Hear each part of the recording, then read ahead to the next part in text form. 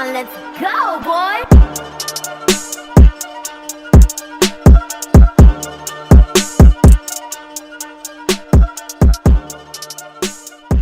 Hey, what's going on, folks? It's CJ here, back with another new movie review, and this time we're going to be talking about Captain America: Brave New World.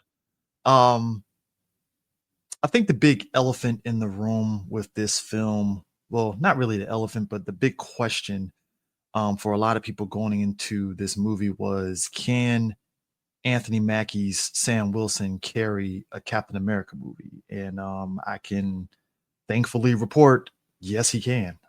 This movie proved without a doubt that Sam Wilson's Captain America holds his own just as much as Steve Rogers held his own in all three of his movies.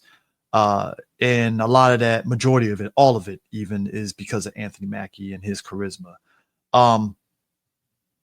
At no point in this movie do you feel that Sam Wilson is trying to prove himself to be Captain America. His energy from the first scene all the way to the ending is him already asserting himself as Captain America. And that's actually a really good thing. We already went through the whole, will he or won't he in Falcon Winter Soldier. And I think by virtue of that being put to bed, boom, you can go into this movie with them being off to the races. And I think that's one of the bigger things that's really good about this film. The whole basis of the film surrounds the fact that it addresses a plot point from the end of Eternals, which is the dead celestial that is pretty much just popped up on Earth, and how all the countries are basically trying to mine said celestial for resources, and one of the resources is adamantium. And Thunderbolt Ross, played by Harrison Ford, who has run for president and is president, is using his first 100 days to broker a negotiation peace deal between all the countries to be able to essentially share said adamantium with one another and such, because I mean, obviously, if you know how real world is, and anytime there's like new resources or new island, everybody is just trying to get their hands on it and stuff. And that's pretty much the core of this film, is Thunderbolt Ross brokering this peace treaty, and there's someone pulling strings behind the scenes to keep that peace negotiation from happening. And it's up to Sam Wilson and his partner, the new Falcon Torres, to pretty much save the day and figure out who's doing what and who's pulling the strings. Like I said earlier, Anthony Mackie does a phenomenal job of carrying the movie as Sam Wilson. You will walk away from this film with no doubt that he is Captain America. And in fact, you will probably be like, yo, I want to see more of the adventures of Sam Wilson as Captain America, which I feel that's a good thing. I had trepidations going into it, only because I was like, well, can he carry a movie? And I think that's not just for Sam Wilson's character, but for other characters as well. And you're going to have varying degrees of success and such. I think the first two Ant-Man films show that Ant-Man can carry a movie, but it's dependent on how you go about it. And with this film, it carries the same motif that you're going to hear, not just me, but a lot of people echo, and it's the Winter Soldier sort of vibes and stuff, very political thriller type vibes and stuff. And while it may not go as ridiculously deep as Winter Soldier did with this political intrigue, there's still enough of a mystery with this political intrigue in this film that you're interested and you're wanting to see, how deep down the rabbit hole you can get.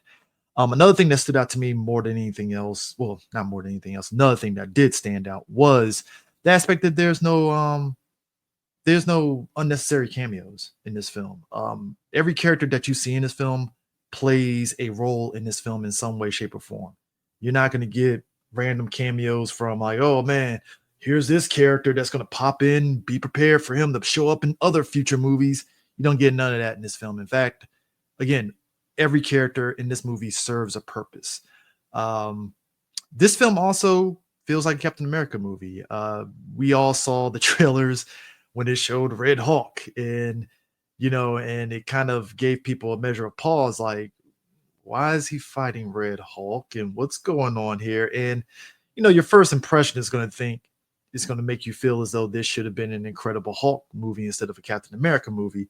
But again, I can say I'm thankful to say that no, this is a Captain America movie. And I feel if you're familiar with the Hulk mythos and Captain America mythos, these two characters are actually intertwined in a way and such. You know, the whole thing with the Hulk as a character was that Bruce was tampering with things that dealt with the super soldier serum.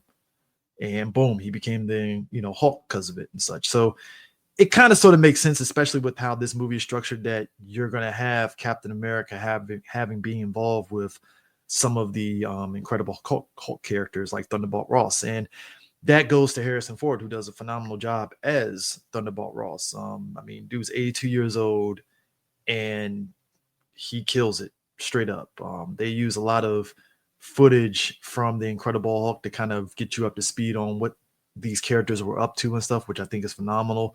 And like I said, a lot of plot threads from that movie, even though they've kind of piecemealed certain aspects of that movie in other MCU films, this is probably the first time, I would probably even say since She-Hulk, that they've actually put those plot threads front and center, which I think was good. I think this movie also serves as a good sort of continuing point from where the Incredible Hulk left off. But again, it's done in such a way that it doesn't take away from this movie being a Captain America movie first and foremost, which again, that's credit to the writing and such.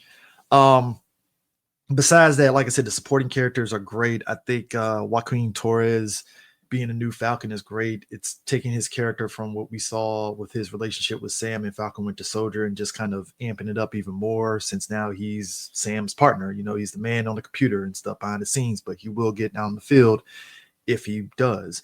I think another surprising performance in this film that I loved, and I'm glad they carried it over from Falcon Winter Soldier, and that's with Isaiah Bradley. Carl Lumbly I've always been a fan of him, and when they had him as Isaiah Bradley and Falcon Winter Soldier, I thought it was great where you saw the relationship between him and Sam just evolve over the course of the show. And in this film, I love the fact that like Isaiah is a mentor to Sam. You know, it would have been very easy for them to say, all right, they had a camaraderie in the show, we're going to leave it at that. No, he plays a role in Sam and has significantly shaped Sam into being the person that he is. And like I said, going back to Sam as a character in this film, what also works is that when Sam has to step up, he steps up 100%. And that's what goes back to the aspect that you're left with no doubt that he's Captain America, which again, that should put a lot of people's worries at ease at this point. Other characters, you got Saraf. She's supposed to be playing a Israeli sort of character that was a mutant in the X-Men comics, but they kind of changed the character up. That's another thing that pops up if you've been following along with the movie before it dropped, was that they had to do a lot of reshoots for this film. And there are parts of this movie that you can definitely tell where it was reshot, and you can definitely tell that they retweaked a lot of story elements because of those reshoots and such, which I think in the grand scheme for the story they're telling, the overarching story works in this film. I would say probably if there was a weakness to it, I would probably say the reshoots makes you want to see some of these characters more. One of them being Giancarlo Esposito's Sidewinder character, part of the Serpent Society. He's a character that, it's Giancarlo Esposito. Like, he's a really phenomenal actor. And him playing Sidewinder, you're really kind of like, yo, I want to see more of this character. And the character is in it just enough to where you're like, okay, that's cool. He doesn't outstay his welcome, and he services the plot in a really good way to where you're like, yo, I want to see that character again. I'll even go so far as to say the same thing when the Red Hulk pops up in this film. You're left with like, yo, I want to see more of the Red Hulk. And it goes back into how I feel a lot of people want to see more of the Hulk franchise, in a movie and such. And She-Hulk tried to satiate that, but I think people just want to see the Hulk back in action. And I think, if you watch the trailer, you can pick up on it. Like, you see Red Hulk and you see him and Sam fight, and you're like, yo, don't fight, but man, it'd be nice to see, Hulk and Red Hulk fight it out or something. And, like I said, that again, that's the one downside is you want to see more of these characters. And and other nitpicks, funny enough, it's just based off of, like, again, you can tell there were parts of this movie that they clearly had to reshoot and stuff, and they kind of took those reshoot footage and they intertwined it with the story that they already did. And like I said, a majority of it works, and then there's other times where you can tell where the editing is a little like off. Again, doesn't sync the movie, but you can definitely tell. But overall, this was actually a really good film. Um, I feel the aspect of the film being standalone works, and it also does a good job of tying in aspects of the Marvel Cinematic Universe in such a way that you don't feel like it you know deviates away from what story the movie's trying to tell. Like, yes, you see them address the stuff with the giant celestial that's that popped up on Earth and stuff from Eternals, but it's done in such a way that it works for the plot. Even some of the stuff from the Incredible Hulk film that this movie puts in, it works because it services the plot the story that they're trying to basically tell you as the audience and such. Um, but yeah, overall, if I had to give it any sort of grade, I would definitely give it a solid B. Um, Definitely go to theaters and see this film. You won't regret it. And yeah, with that in mind, that's it. And I hope you enjoyed the film, and we will see you guys later. Peace out.